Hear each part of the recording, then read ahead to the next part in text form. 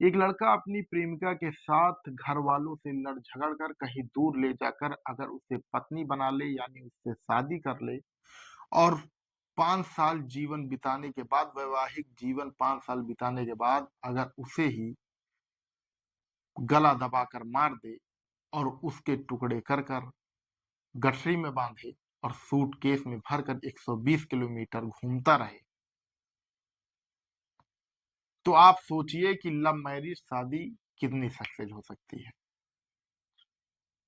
आज हम आपको एक ऐसी ही सच्ची घटना पर आधारित कहानी बता रहे हैं जो हापुड़ से जुड़ी हुई है। दिल्ली नेशनल हाईवे के किनारे एक लाल सूटकेस मिलता है और वहां के जो आसपास के ग्रामीण रहते हैं जब पुलिस को सूचना देते हैं और पुलिस को सूचना देने के बाद जब मौके पर पुलिस पहुंचती है तो उसे जो दिखता है उससे पुलिस दंग रह जाती है। आपने जरूर सुना होगा कि कभी फ्रिज में तो कभी बैग में किसी लड़की की लाश मिलती है। सेम वैसी ही कहानी आज मैं आपको बताने जा रहा हूँ। लेकिन उससे पहले नमस्कार, आदाब, सत श्री अकाल। आप देख रहे हैं केजे इंडिया। मैं हूं आपके साथ कोशिश जायसवाल। दरअसल ये कहानी हापुड़ जनपद की है। हापुड़ जनपद के रहने वाले एक ऐसे ही परिवार ने ऐसा कारनामा कर दिया। दरअसल दिल्ली लखनऊ हाईवे पर के किनारे एक सूटकेस लाल कलर का मिलता है, जिसके बाद जो ग्रामीण कयास लगाते हैं कि इसके अंदर कुछ ना कुछ होगा, वही ग्रामीण सूचना पुलिस को देते हैं कि यहाँ पर सूटकेस पड़ा हुआ है जो संदिग्ध है। पुलिस जब वहां पहुंचती है और सूटकेस खोलती है, सूटकेस खोलने के बाद उसे उसे जो दिखता है उससे पुलिस दंग रह जाती है। उसके अंदर एक गठरी मिलती है, गठरी के अंदर एक 30 वर्षीय लड़की का शव मिलता है, यानी उसकी लाश मिलती है। अब पुलिस इस गुत्थी को सुलझाने में लग जाती है। गुत्थी को सुलझाते हुए पुलिस सबसे पहले तो ये देखती है कि आसपास के जो थाने हैं उसमें कहीं गुमशुदगी तो नहीं दर्ज है, और जो लाश रहती है उसके चेहरे पर चोट के निशान रहते हैं, हाथ पैर टूटे होते हैं क्योंकि वो गठरी में बंधी होती है। पुलिस अब पता करती है कि आसपास के गुमशुदगी में जो फोटो मिली है क्या इससे इस लड़की से मैच खाती है या नहीं। जब पुलिस पता करती है तो इस लड़की की जो गुमशुदगी है वो कहीं पर भी दर्ज नहीं होती। दर्ज इसलिए नहीं होती है क्योंकि जब 2020 में इन्होंने लव मैरिज से शादी किया था तो फिर इनके घर वाले और जो लड़का है उसके घर वालों के बीच बनती नहीं, और काफी दिनों से लड़की अपने घर वालों से दूर थी क्योंकि इसने लव मैरिज किया था। अब पुलिस गुत्थी सुलझाते सुलझाते पता करती है कि यहाँ पर कितनी गाड़ियां आई। तो एक टोल से दूसरे टोल तक जब पुलिस सीसीटीवी कैमरे चेक करती है तो वहां पर पता चलता है कि इस टाइम को यहाँ पर एक लगभग 10 गाड़ी आई है।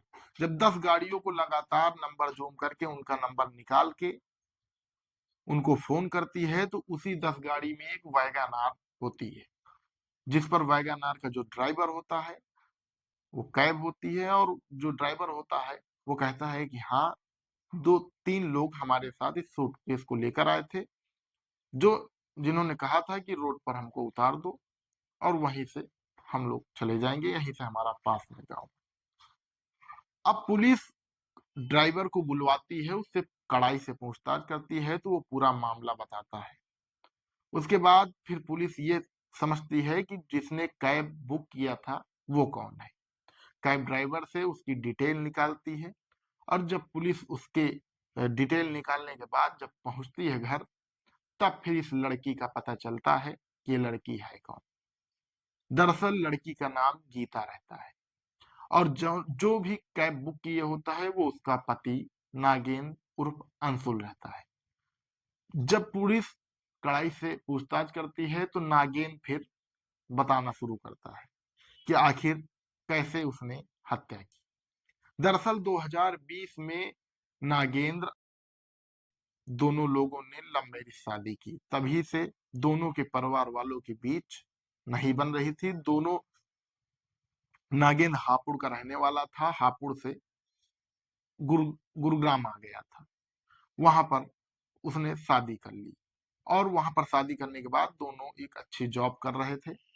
जब धीरे धीरे समय बीतता गया, उसके बाद लगभग 4 साल शादी के बाद दरार आना शुरू हो गई। उसके बाद जो पता चलता है कि नागेंद्र के घर वाले अब नागेंद्र से बातचीत करते हैं।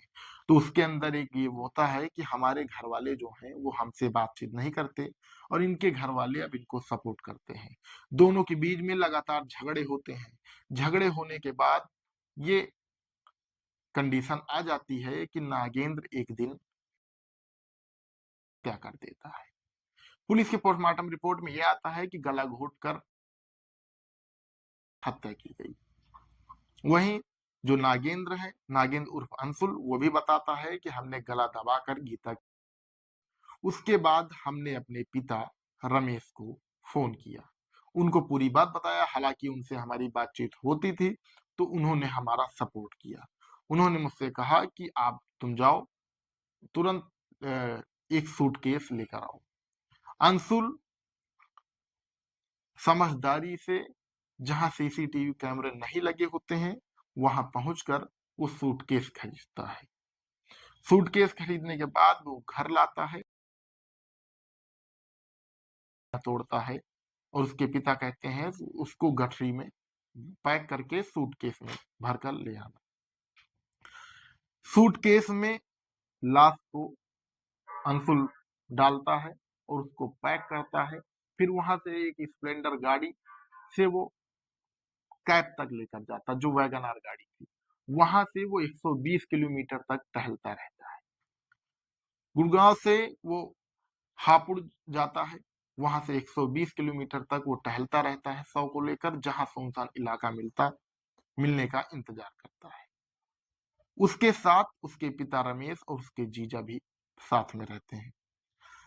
वहां से फिर थोड़ी दूर जाने के बाद वहां पर वो लोग कैब ड्राइवर से कहते हैं कि हमारा घर नजदीक है, हम यहाँ से चले जाएंगे। कैब ड्राइवर उन्हें छोड़कर वहां से चला जाता है। उसके बाद ये तीनों लोग मिलकर झाड़ियों में उस सूटकेस को डाल देते हैं, लेकिन जो इनका कारनामा है वो पर्दाफाश पुलिस द्वारा कर दिया जाता है। अब आप सोचिए, जिस लड़की से बेहद प्रेम कर रहे थे अंशुल, उसे ही गला दबाकर मार दिया और इतनी हैवानियत पार कर दी कि उसके शरीर के अंग अंग करके, यानी शरीर को तोड़कर एक गठरी में पैक किया और गठरी में पैक करने के बाद उसको सूटकेस में डाला। सूटकेस में डालने के बाद 120 किलोमीटर तक साथ रखे हुए था। एक युवक पति बनने के बाद अपनी ही पत्नी के साथ ऐसा सलूक किया। क्या लव मैरिज शादी इतनी सक्सेस है? क्या लव मैरिज शादियों को इतना होना चाहिए? ये कमेंट करके आप जरूर बताइएगा। तब तक के लिए आपसे लेते हैं विदा, एक और नई कहानी के साथ आपसे मिलते रहेंगे। तब तक के लिए नमस्कार।